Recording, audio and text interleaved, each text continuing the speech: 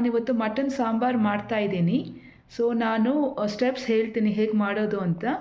ನಿಮ್ಗೆ ಇಷ್ಟ ಆದರೆ ದಯವಿಟ್ಟು ಲೈಕ್ ಆ್ಯಂಡ್ ಸಬ್ಸ್ಕ್ರೈಬ್ ಮಾಡಿ. Thank you.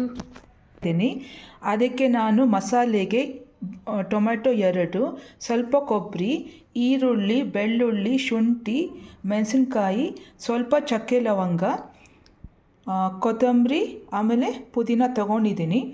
ಇವಾಗ ನಾನು ಕೊಬ್ಬರಿನ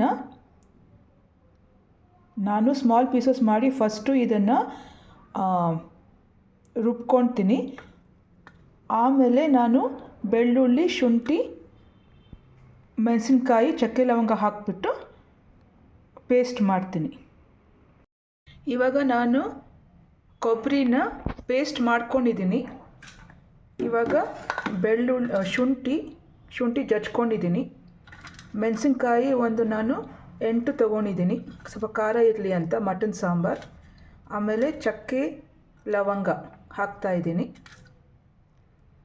ಬೆಳ್ಳುಳ್ಳಿ ಹಾಕಿದ್ದೀನಿ. ಸೊ ಇವಾಗ ಇವನ್ನ ಪೇಸ್ಟ್ ಮಾಡ್ತಾಯಿದ್ದೀನಿ.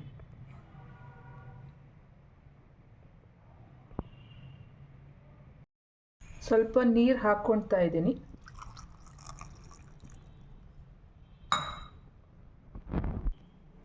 ಪೇಸ್ಟ್ ಆಗಿದೆ.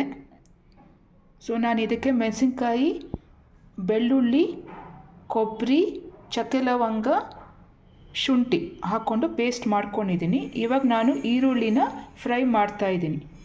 ಹಾಕ್ಕೊಂಡಿದ್ದೀನಿ 1 ಈರುಳ್ಳಿನ. ಇವಾಗ ಗ್ಯಾಸ್ ಅಂಟಿಸ್ತಾ ಇದ್ದೀನಿ.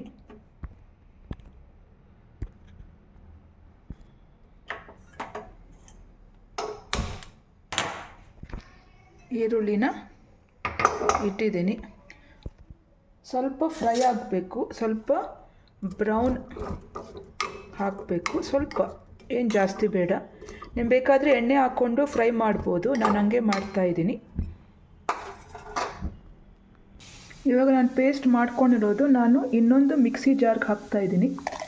ಯಾಕಂದರೆ ಇವಾಗ ನಾನು ಪುಡಿಗಳೆಲ್ಲ ಹಾಕಬೇಕು. ಸೊ ನಾನಿವಾಗ ತೊಳ್ಕೊಂಡಿರೋ ಪುದೀನ ಮತ್ತು ಕೊತ್ತಂಬರಿ, ಟೊಮೆಟೊನ ನಾನು ಕಟ್ ಮಾಡಿದ್ದೀನಿ, 2 ಟೊಮೆಟೊನ. ಇವಾಗ ಈರುಳ್ಳಿ ಆಗಿದೆ, ಇದನ್ನು ನಾನು ಮಿಕ್ಸಿನಲ್ಲಿ ಹಾಕ್ತೀನಿ.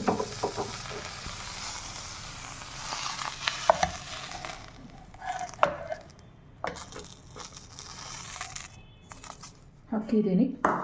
ಸೊ ನಾನು ಇವಾಗ ಪುಡಿಗಳು ಹಾಕ್ತಾಯಿದ್ದೀನಿ. ಖಾರದ ಪುಡಿ ಸ್ವಲ್ಪ, ಅರಿಶಿನದ ಪುಡಿ ಸ್ವಲ್ಪ, 2 ಸ್ಪೂನ್ ಧನಿಯಾ ಪೌಡರ್, 1, 2. ಇದಕ್ಕೆ ನಾನು ಸ್ವಲ್ಪ ನೀರು ಹಾಕ್ತಾಯಿದ್ದೀನಿ, ರುಬ್ಕೊಳ್ತೀನಿ. ಮಸಾಲೆ ರೆಡಿಯಾಗಿದೆ.